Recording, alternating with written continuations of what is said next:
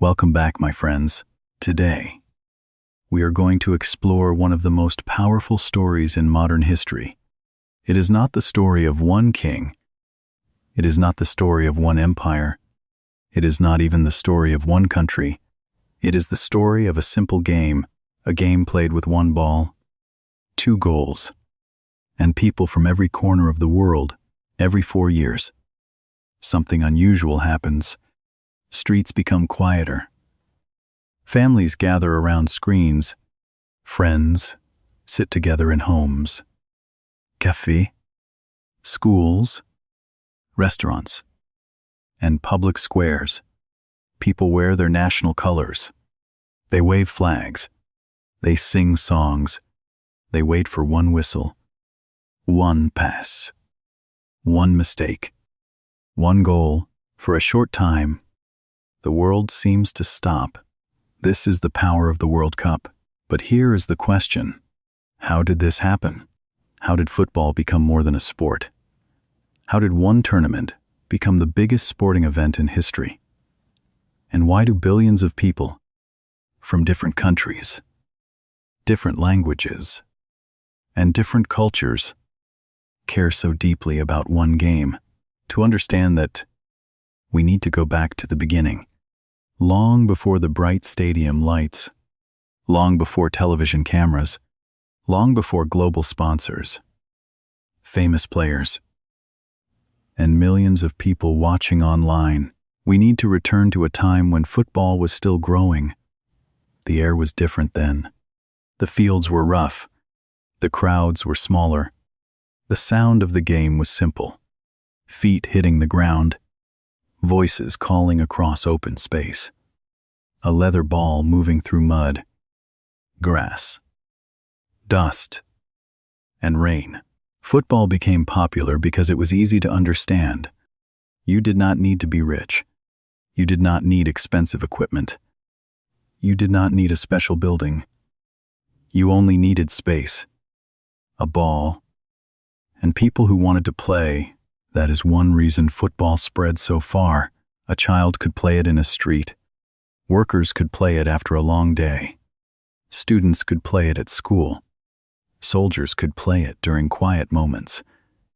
Sailors, marchands, immigrants, and travelers carried the game from one place to another. Slowly, football moved across borders. It entered towns, cities, ports, factories, schools, and neighborhoods. It became part of everyday life. People did not need a perfect field. They did not need perfect shoes. They only needed the feeling of the game, and that feeling was powerful. When a player ran toward the goal, everyone understood the moment. When a team scored, everyone understood the joy. When a team lost, everyone understood the pain. Football used simple rules, but it created strong emotions. That is why it became a language of its own. You could watch a match without understanding every word around you. You could still understand the tension. You could see the hope in the players' faces. You could hear the crowd rise before a shot. You could feel the silence after a missed chance. In many countries, football became the game of ordinary people. It belonged to workers. It belonged to children. It belonged to neighborhoods. It belonged to people who wanted to dream, even for 90 minutes. But at first, there was no World Cup. There were matches between clubs. There were local competitions. There were national teams. Football also appeared in the Olympic Games. But the sport did not yet have one great global stage. There was no single tournament where countries could meet and ask one simple question. Who is the best football nation in the world? That question became more important. As football grew, countries wanted to compete. Fans wanted to compare teams. Players wanted to test themselves against the strongest opponents. The world was changing, and sport was changing with it. Travel was still difficult. Communication was slower. A journey across the ocean could take many days. Teams could not simply fly across the world like they do today. Planning an international tournament was expensive, risky, and complicated. Still, the dream continued to grow. People began to imagine something bigger than a local match, bigger than a friendly game, bigger than a tournament between nearby countries. They imagined a global competition, a tournament where nations could stand together on the same stage, a place where small countries could face powerful countries, a place where football could show not only skill, but also pride, identity, and courage. This dream was not easy. There were disagreements, there were costs, there were doubts. Some people wondered if countries would travel so far. Others wondered if the tournament could survive. The world was not as connected as it is today, but sometimes big history begins with a difficult idea. The World Cup did not begin as the giant event we know now. It began as a dream that football could bring nations together, a dream that a simple game could become a global story, and in the year 1930, that dream finally became real. The first World Cup was about to begin. It would not look like the World Cup we see today. There would be fewer teams, fewer cameras, less money, less global attention. But it carried something very important. It carried the beginning of a tradition that would grow across decades, a tradition that would create heroes, heartbreak, national pride, unforgettable goals, and memories shared by millions of people. At that time, no one could fully know what the World Cup would become. No one could imagine that one day, people in Canada, Brazil, England, Japan, Morocco, Argentina, France, and many other places would stop their daily lives to watch the same tournament. No one could imagine that this simple game would become a mirror of the world. But the first step had been taken, and the story was only beginning. The first World Cup took place in Uruguay in the year 1930. Today, that sounds simple. A host country, a group of teams, a trophy, a final match. But at that time, it was a very bold idea. The world was not connected like it is now. There were no fast flights for teams. There were no live broadcasts for millions of people. There were no social media clips, no instant highlights, and no global football business like we see today. For many teams, going to Uruguay meant crossing the ocean by ship. The journey could take many days. Players had to leave their homes, their clubs, their jobs, and their families. They had to travel far away, to a country many people had never seen before. The sea air was cold at night. The ship moved slowly through waves. Some players trained on the deck, while the wind hit their faces and the ocean stretched endlessly around them. That is why some countries did not want to go. The idea of a world football tournament was exciting, but it was also difficult. European teams worried about the long journey. Clubs did not want to lose their players for many weeks. Money was a problem. Time was a problem. Distance was a problem. The dream was big, but the world still felt very wide. Still, Uruguay was ready. Uruguay was not chosen by accident. The country had a strong football tradition. It had already won Olympic football gold medals. Football was loved there. People followed the game with passion, and the country wanted to show the world what it could do. Uruguay was also celebrating 100 years of independence, so hosting the tournament felt special. It was not only a sporting event, it was also a national moment. The first World Cup had only 13 teams. That number may feel small today. Now, the World Cup has many more teams, from many more parts of the world. But in 1930, 13 teams were enough to begin something historic. They came from Europe, North America, and South America. They did not arrive with the luxury and comfort of modern football stars. They came into a young tournament, filled with uncertainty. No one knew if the World Cup would become successful. No one knew if fans would care for many generations. No one knew if this tournament would survive. The matches were played in Uruguay's capital city, Montevideo. The sound of the crowd filled the stadiums.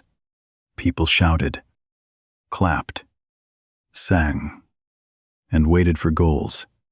The grass was real beneath the players' boots. The air carried dust, sweat, and noise. There was no perfect modern screen above the field. There were no camera angles from every side. There was only the game, the players, and the people watching with full attention. That simplicity made the tournament feel raw and real. Every match carried a new question. Which country was stronger? Which style would work better? Could teams from different continents compete against each other? Football was becoming a way for nations to compare, not only players, but also pride, discipline, courage, and identity. For the players, this was not just a game. They were wearing the colors of their countries. They were standing in front of people who wanted to believe in them. A pass was not only a pass. A goal was not only a goal. A victory could make a nation proud. A loss could bring deep disappointment. This feeling would become one of the strongest parts of the World Cup. The first tournament slowly moved toward its final match. Uruguay and Argentina reached the final. This made the moment even more powerful. The two countries were neighbors. They both loved football deeply. Their rivalry already had emotion, history, and pride behind it. The final was played in front of a huge crowd. People packed the stadium. Their voices rose into the air. Flags moved above the seats. The noise was heavy, like a wave rolling through the stands. For the players, the pressure must have felt enormous. They were not just playing for a trophy. They were playing for history. Argentina started strongly. Uruguay fought back. The match changed direction. The crowd reacted to every movement. Every shot brought hope. Every mistake brought fear. In the end, Uruguay won the final and became the first World Cup champion. For Uruguay, it was a moment of national joy. For football, it was something even bigger. The first World Cup proved that the idea could work. It showed that countries could come together for football. It showed that a tournament could create emotion across borders. It showed that fans wanted more than local matches. They wanted a world stage. The tournament was still small. It was not yet the giant event we know today. But it had planted the seed. From that first World Cup in Uruguay, a tradition began to grow. More countries would join. More fans would watch. More stories would be created. The tournament would face war, politics, pressure, money, fame, and change. But the basic idea would stay the same. One bowl, many nations, one dream, to stand on the world stage and be remembered. And after Uruguay lifted the first trophy, the world began to understand something. Football was no longer only a game played in streets, schools, and local fields. It had become a global story, and that story was ready to grow. As the World Cup grew, people began to understand something important. This tournament was not only about football skill. It was not only about passing, running, defending, or scoring goals. It was also about identity. In a club match, players represent a team, but in the World Cup, players represent a nation. That changes everything. The shirt feels heavier. The flag feels closer. The voices from the crowd feel louder. Every movement on the field can carry the hopes of millions of people. This is why the World Cup feels different. When a player walks onto the field, he is not walking alone. He carries a country with him. He carries childhood memories, local streets, old coaches, proud families, and people watching from far away. Some fans sit inside bright stadiums. Others sit in small homes, with the sound of the television filling the room. Some watch in cold cities. Some watch in hot villages. But for 90 minutes, they feel connected. That connection is powerful. A country may be small, its population may not be large, its football history may not be famous, but in the World Cup, it can still dream. It can stand against a stronger team and believe that anything is possible. This is one of the reasons people love the tournament. It gives small nations a chance to be seen in everyday life. The world often feels unequal. Some countries have more money. Some have more power. Some have more attention. But on the football field, for one match, the rules are simple. 11 players against 11 players. One ball, one score, one chance to surprise the world. That is why an unexpected victory can feel so emotional. When a smaller nation wins against a famous team, people remember it for years. The streets fill with sound. Chars honk. People wave flags from windows. Strangers hug each other. Children run outside in team shirts. The night feels alive. Even people who do not usually watch football may join the celebration. Because the moment feels bigger than sport, the World Cup gives people a shared story. For many fans, the tournament becomes part of family memory. They remember watching with their parents. They remember sitting beside friends. They remember the taste of food on the table, the warm room, the nervous silence before a penalty, and the sudden noise after a goal. These details stay in the mind for years. Football is simple, but memory makes it deep. A child may not understand tactics. He may not know every rule, but he understands joy. He understands disappointment. He understands the face of a parent who is hoping, waiting, and almost afraid to breathe during the final minutes of a match. This is why people cry during the World Cup. They are not only crying because of a ball. They are crying because the match touches something personal. It touches pride. It touches belonging.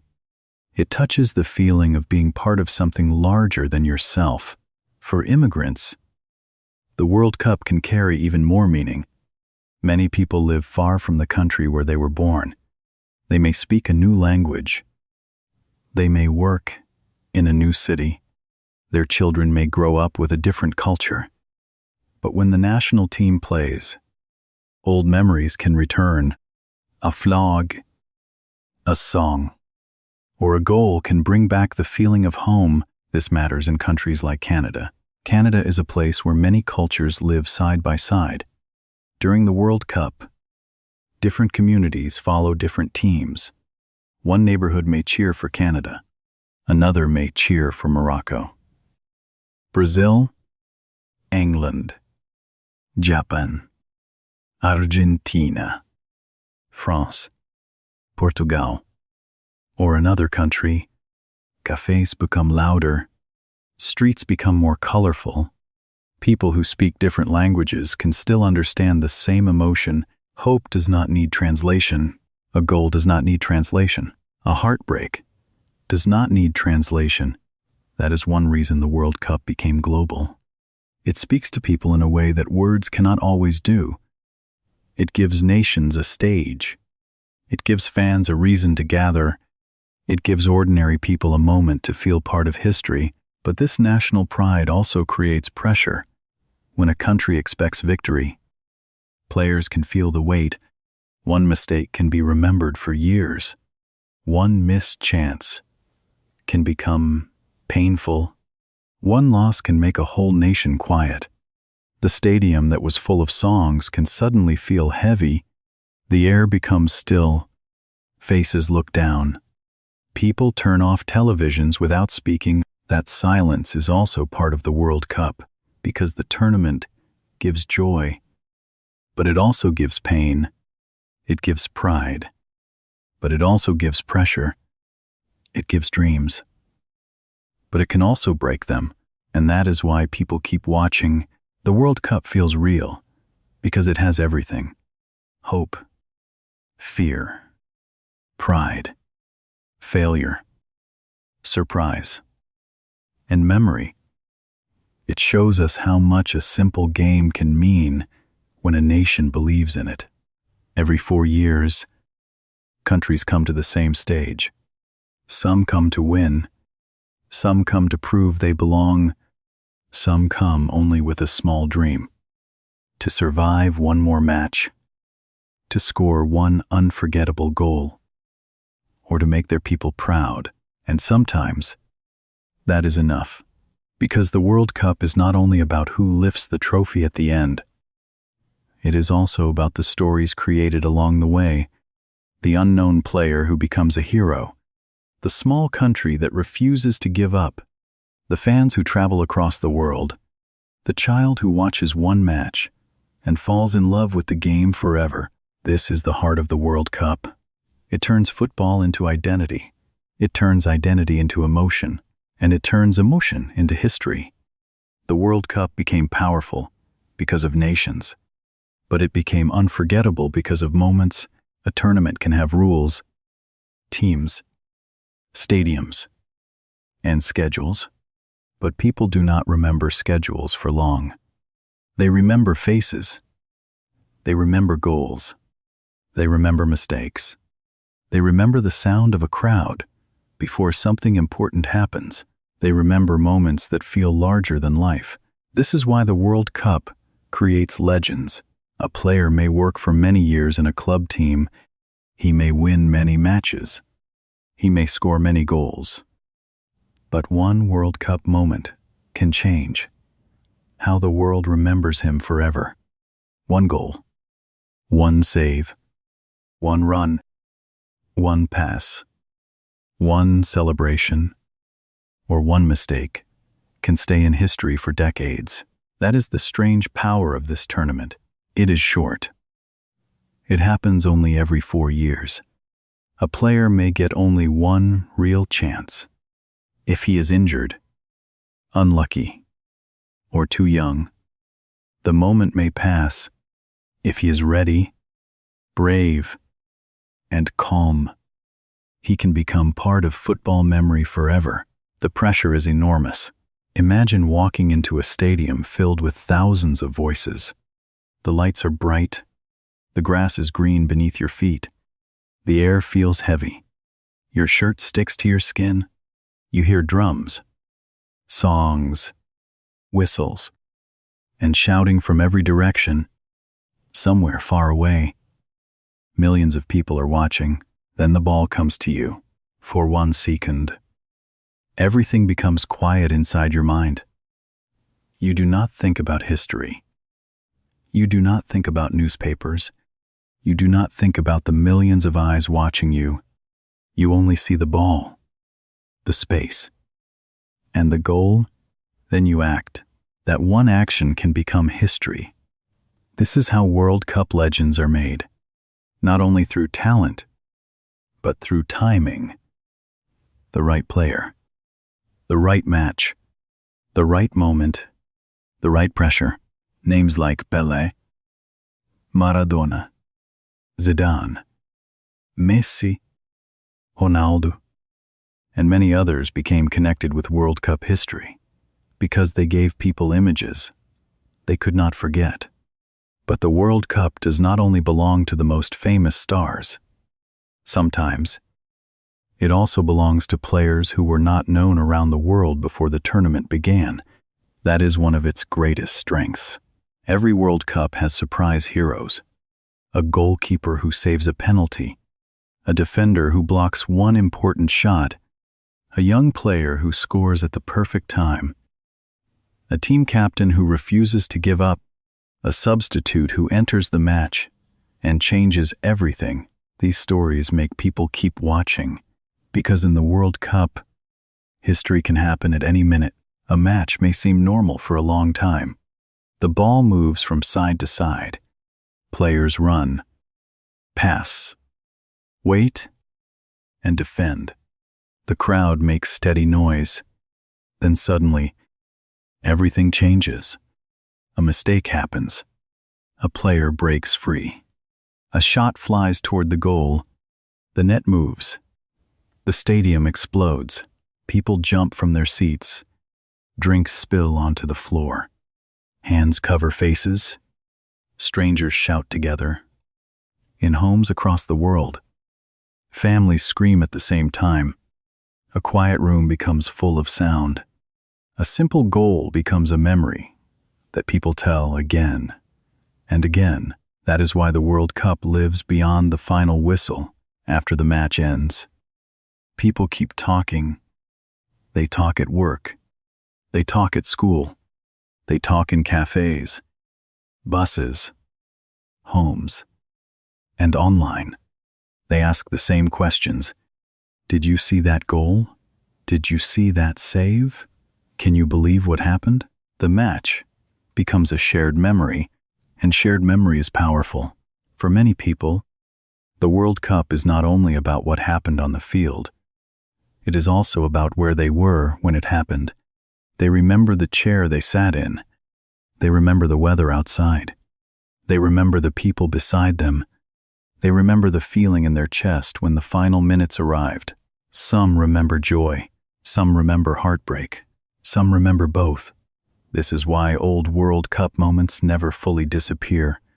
They return in stories, videos, interviews, and family conversations. A father tells his child about a match he watched when he was young. A grandparent remembers a famous goal. A group of friends remembers the night their country won, or the night their dream ended. In this way, the World Cup connects generations. A tournament from many years ago can still feel alive because people keep retelling it. The players grow older. The stadiums change. The shirts change. The style of football changes. But the emotion remains. That emotion is the real archive of the World Cup. Not only statistics, not only scores, not only trophies. The real archive is in people's memories. This is why the World Cup became part of global culture. It gave the world stories that were easy to understand. A small team fighting a giant, a great player carrying a nation, a last-minute goal, a painful defeat, a comeback that seemed impossible. These are not only sports stories, they are human stories. People love them because they show courage under pressure. They show hope when time is running out. They show the pain of failure. They show the beauty of trying again, even when the whole world is watching. And that is why the World Cup can reach people who do not watch football every week. Some viewers may not follow clubs. They may not know every player. They may not understand tactics deeply, but they understand a dream. They understand a country hoping. They understand a person standing under pressure. They understand the joy of a moment that arrives after years of work. The World Cup makes those feelings visible. It turns them into images, a player falling to his knees, a goalkeeper raising both hands, a coach crying quietly, a crowd holding its breath, a child watching with wide eyes. These images stay with us because they feel honest. They show people at their most emotional, not polished, not perfect, just human. And as more World Cups were played, more memories were created. Each tournament added new chapters, new countries, new stars, new surprises, new heartbreaks, new stories for the world to remember. That is how the World Cup became more than a tournament. It became a collection of memories shared across the planet, and once television and media began carrying those memories into homes everywhere, the World Cup was ready to become something even larger. It was ready to become a true global event. For many years, The World Cup was already emotional. It already had nations, flags, crowds, heroes, and unforgettable moments. But one thing changed everything: television. Before television became common, most people could not see the World Cup with their own eyes. They could read about it in newspapers. They could listen to radio reports. They could hear stories from people who were there, but they could not watch the drama unfold in front of them. That made the tournament feel distant for many fans. A great goal could happen in another country. A famous victory could change football history. But for people far away, it lived mostly through words. They had to imagine the stadium. They had to imagine the sound of the crowd. They had to imagine the speed of the players, the movement of the ball, and the feeling of the final whistle. Then television brought the World Cup into people's homes. This was a turning point. Suddenly, a family did not need to travel across the world to feel close to the tournament. They could sit in a living room, gather around a small screen, and watch countries compete in real time. The picture might not have been perfect.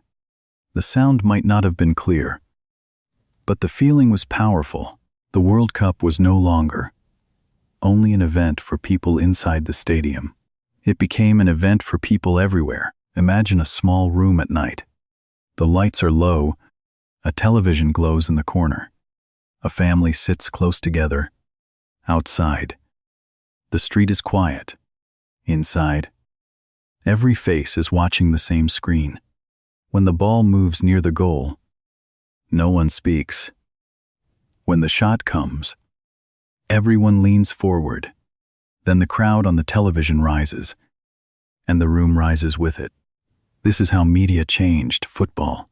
It carried emotion across distance. As broadcasting improved, the World Cup grew even bigger. More countries could watch. More languages carried the same matches. More people learned the names of teams and players from places they had never visited. The tournament became a window into the world. For many viewers, the World Cup was one of the first times they saw other nations so clearly. They saw different flags, different songs, different faces, different styles of play. Some teams played with speed. Some played with patience. Some played with physical strength. Some played with beautiful passing. Each country seemed to bring its own personality onto the field. Television made those differences visible. Then color television added another layer. The green field looked brighter. The shirts looked stronger. The flags looked more alive. The World Cup became easier to remember because it became easier to see. Later, satellite broadcasting made the tournament even more global. A match played in one part of the world could be watched almost immediately. In another part, the World Cup was becoming a shared event for millions, then hundreds of millions, and eventually, billions of people. This growth changed football forever. Players became international stars. A young fan in Canada could admire a player from Brazil. A child in Japan could know a team from Argentina. A family in England could watch a match from Mexico. A student in Morocco could follow a player from France. The World Cup made the football world feel smaller, but media did more than create famous players. It created stories. Before a match, television could show the background, the history, the rivalry, the pressure, the injury, the dream. The camera could show a nervous fan, a serious coach, a player singing the national anthem, or a child holding a flag with both hands. These images helped viewers care. A match became more than two teams chasing a ball. It became a story with characters, tension, and emotion. People wanted to know who would win, but they also wanted to know what victory would mean. Then came the internet. The World Cup became faster, louder, and more connected. Highlights could travel around the world in minutes. A goal could be watched again and again. Fans could discuss matches online. People could argue, celebrate, complain, and share emotion instantly. Social media made every moment bigger. A mistake could become famous overnight. A celebration could become a symbol. A young player could become known around the world after one great match. A fan reaction in the crowd could be shared by millions of people. The World Cup had become more than a sporting tournament. It had become a global media event. Sponsors, brands, television companies, and online platforms all understood its power. The tournament attracted attention like almost nothing else. Businesses wanted to be part of it. Countries wanted to host it. Cities wanted the world to see them. Broadcasters wanted the rights to show it. Money became a major part of the World Cup story. This created new opportunities, better stadiums, better broadcasts, more global access, more professional organization. But it also created new questions. Was the tournament becoming too commercial? Was money changing the spirit of the game? Could football stay close to ordinary people while becoming such a large business? These questions still matter today. But even with all the money, technology, and media attention, the heart of the World Cup remains simple. A player runs, a ball moves, a crowd waits, a country hopes. That is why people keep watching. Technology made the World Cup bigger. Television brought it into homes. The internet carried it into phones. Social media turned moments into global conversations. But technology did not create the emotion. It only helped the emotion travel farther. And once that emotion reached every corner of the World Cup became something more than sport. It became a global experience. But now, the World Cup had become more than a football tournament. It had nations. It had legends. It had television. It had global attention. It had memories that crossed borders and generations. But the deepest reason people love the World Cup is not only found in stadiums, trophies, or famous players. It is found in human feeling. The World Cup became bigger than sport because it touches dreams that almost everyone understands. The dream to belong, the dream to be seen, the dream to win against the odds, the dream that, for one special moment, your country can stand in front of the world and be remembered. This is why the tournament reaches people who do not watch football every week. Some people do not follow club matches. They do not know every player. They do not study tactics. But when the World Cup arrives, they watch. They choose a team. They follow a story. They feel the pressure. They understand the emotion. Because the World Cup is easy to enter, you do not need to know everything about football to understand a country hoping for victory. You do not need to know every rule to feel the silence before a penalty kick. You do not need to know every player to understand why a last-minute goal can make people cry. The language of the World Cup is simple. Hope, fear, joy, pain, pride, memory. These feelings are universal. In one country, a family may watch together in a warm living room. In another, fans may gather in a crowded street. In another, people may sit in a cafe, surrounded by voices, flags, food, and nervous laughter. The places are different. The languages are different. But the feeling is the same. Everyone is waiting for something to happen. A pass, a mistake, a save, a goal. That waiting creates tension. And tension keeps people watching. For English learners, this is also why World Cup stories are powerful. The words can be simple, but the ideas are big. A match can teach words like courage, pressure, victory, defeat, nation, dream, and unity. These are not only sports words, they are life words. The World Cup also teaches us about the world through football. People learn about countries they may never visit. They see flags they may not know. They hear names from different cultures. They notice different playing styles, different songs, different celebrations, and different ways of showing pride. In this way, the World Cup becomes a kind of global classroom. It shows that the world is large, but connected. It shows that cultures can be different, but emotions can be shared. It shows that people may speak different languages, but they can still understand the same moment. This is especially meaningful in multicultural countries like Canada. In Canada, many people come from many backgrounds. During the World Cup, one city can hold many dreams at the same time. One family may cheer for Canada. Another may cheer for Italy, Morocco, Brazil, England, Japan, Argentina, France, Portugal, or another team in the same neighborhood. Different flags can hang from windows. Different songs can fill restaurants. Different communities can celebrate the same tournament in their own way. That is part of the beauty of the World Cup. It does not ask everyone to be the same. It gives everyone a place to feel something. But the World Cup is not perfect. No global event is perfect. It has faced questions about money, politics, fairness, pressure, and power. Some people worry that the tournament has become too commercial. Some worry about the cost of hosting. Some worry that the beauty of the game can be lost behind business and fame. These concerns are real.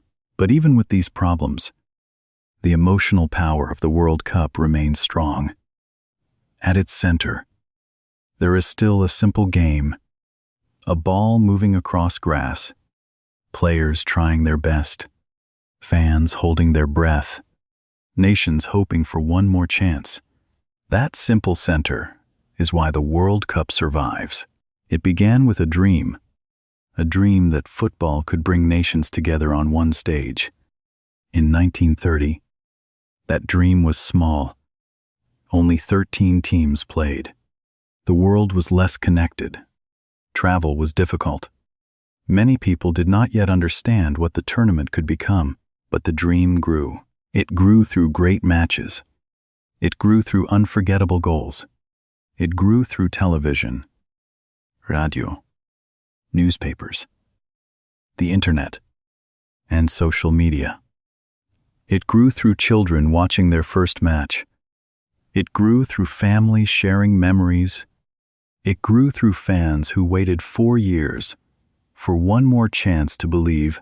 Today, the World Cup is one of the biggest sporting events in history because it gives the world a shared story. For a few weeks, people look in the same direction. They talk about the same matches. They remember the same goals.